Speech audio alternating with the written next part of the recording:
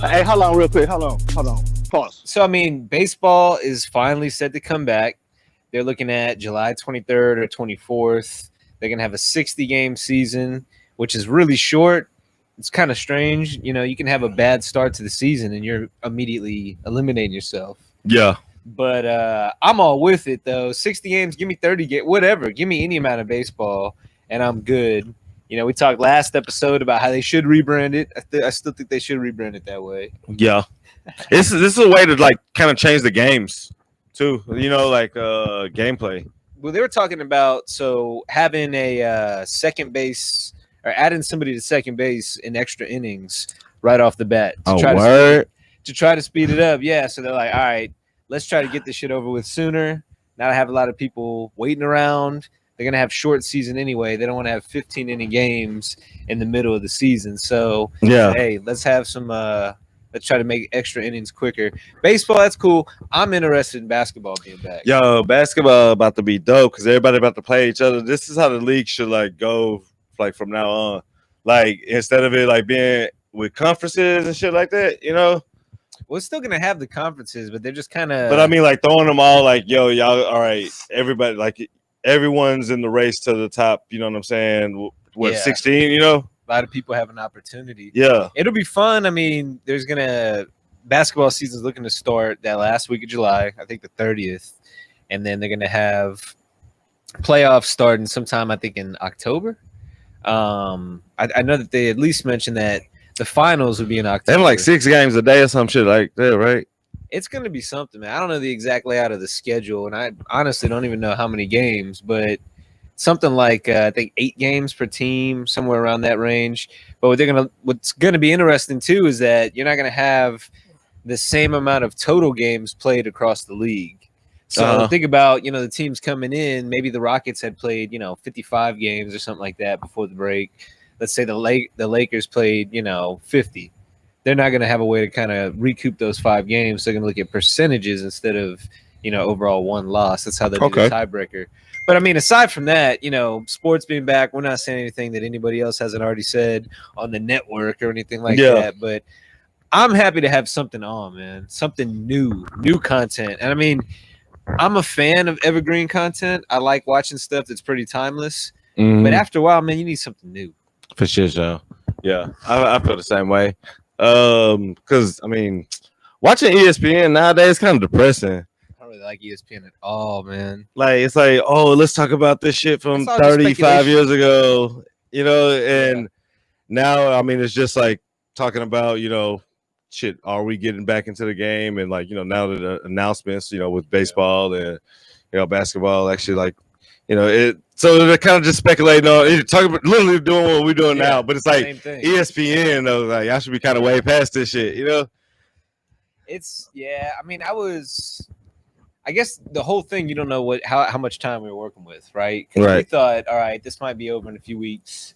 Then it was apparent that it was going to be over in a few months, and then once everybody thought, like, all right, it's going to start calming down. I remember listening to podcast people joking around saying, hey, you remember coronavirus? I mean, that was kind of the attitude, and then just like that, a surge, and everybody's like, oh shit. We kind of did that shit like cause we were like, you know what I'm saying, like maybe like I think right after it had started we recorded one episode. It was like kind of totally about it, and then the next week you asked the question, you were like is this gonna be something like I survived Corona, but you're gonna have people start like getting it for clout. Like, oh, I had it.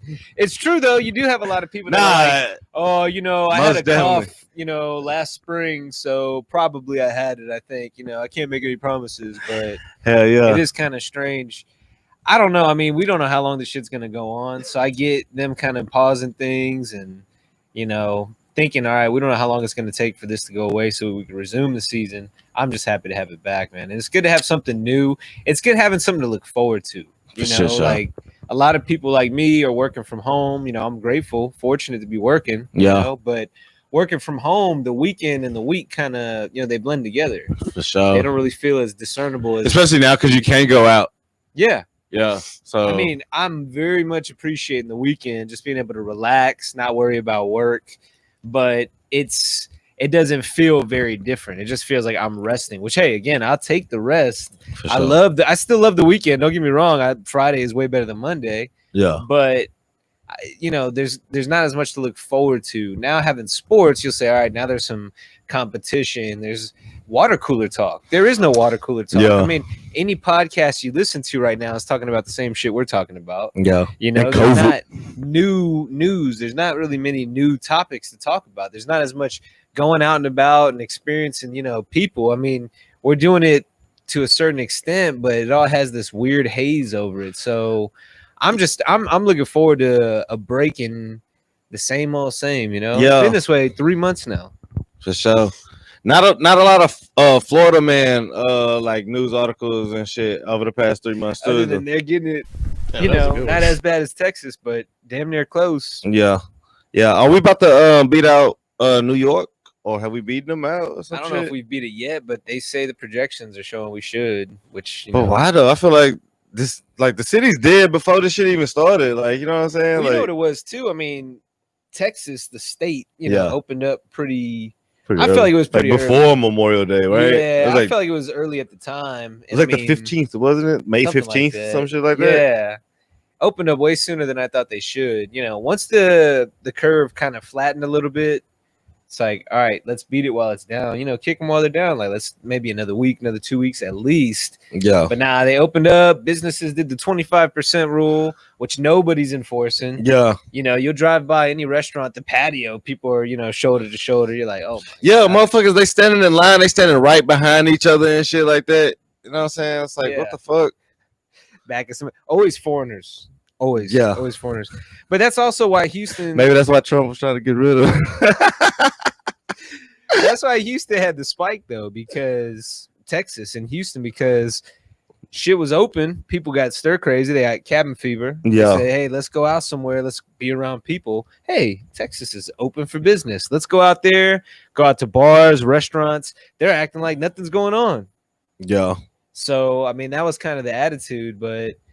I know I'm staying in the house, being cautious about that. I'm seeing, the circle and whatnot, the close people close to me, but trying to minimize contact. So I don't know. It's gonna be more of staying in the house. That's why I'm all about sports, man. It's good to have something to like look forward to, but it's also good to have a rooting interest. Yeah. Like it's good to kind of like. Hey, I'm rooting for this team, fuck that team. We haven't had anything like that. Yeah. We've all just kind of been sitting here like, shit, like, what do we do? Yeah. We were talking about this when we grabbed something to eat. We get all these updates about the uptick in cases, but we don't get any updates about like a cure is being made, or some shit like that. Yeah. Like, what are they actually doing? We don't get any kind of update on that, man. Yeah, I don't know. What do you think they're doing? Like, I mean, do you think that there's like what was like colleges and universities, like the research labs and shit in there? I mean, are they like on the case or some shit like that? Because you don't hear nothing about that type of shit. You just hear like, oh, there's clinical trials for this or this and that and this and that, but nothing really like major. I wonder. I mean, I don't know. I haven't. But then they say like, oh, we're confident we'll have something by the end of the year. Even Fauci was saying, hey, we're cautiously optimistic about it. It's like shit. I mean, like, I what would are y'all hope so. trying? Like what are y'all actually doing? That's what I want to know. Yeah. So I know the big question too, and I'm sure a lot of people are probably curious, like our take on it. Should they go back and play? From like a moral standpoint. At first I heard, the news yesterday that J.R. Smith will probably replace Avery Bradley. Lakers are going to add somebody because Bradley won't make it. And at first I'm like, dope. Oh, that's weak. But then I find out that, his daughter has issues with respiratory sicknesses and, it's just makes the most sense for his family. So that was kind of a reality check for me. Like, man, I shouldn't be so quick to jump the gun and be just that consumer that we always criticize. Like, oh, do it. But for I will our say, sake, you know what I'm saying?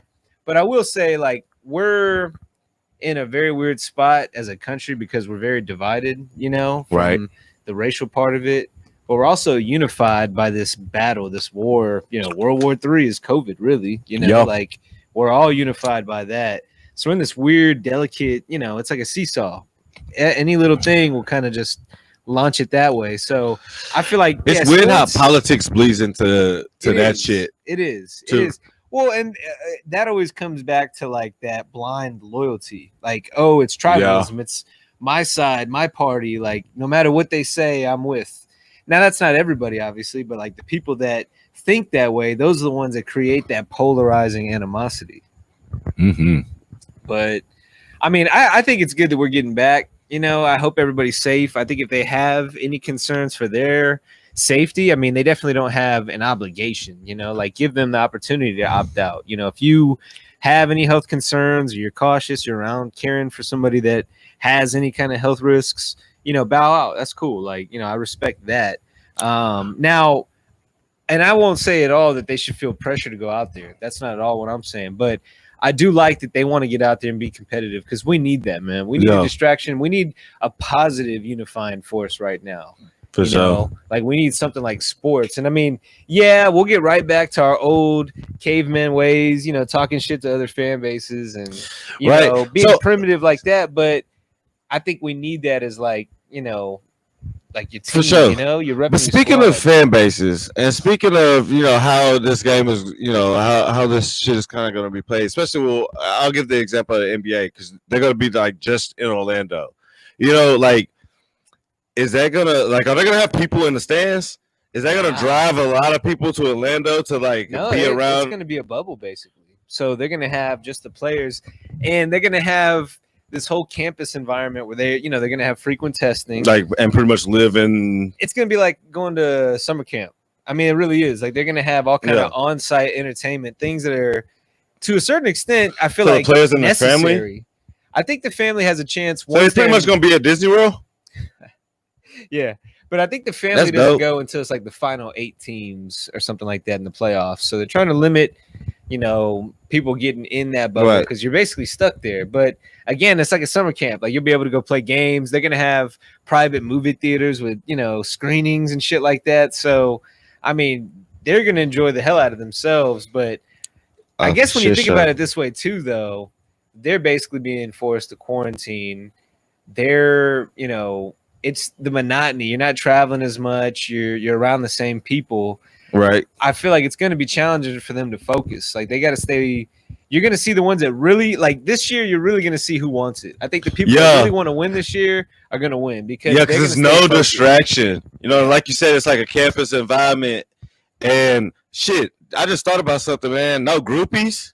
Yeah. No groupies. No clubbing. None of that shit. No groupies. That's fucking trash. Yeah, like that sucks. Well, and that might be why some people are opting out, you know? Yeah, they think, yeah. Never thought about that shit. Away from home, they're like, we gotta have that. Have that. Damn. I wonder if they just, you know, fly some in that already, you know, got the antibodies and shit. Yeah, just do the test and temperature checks, right? What?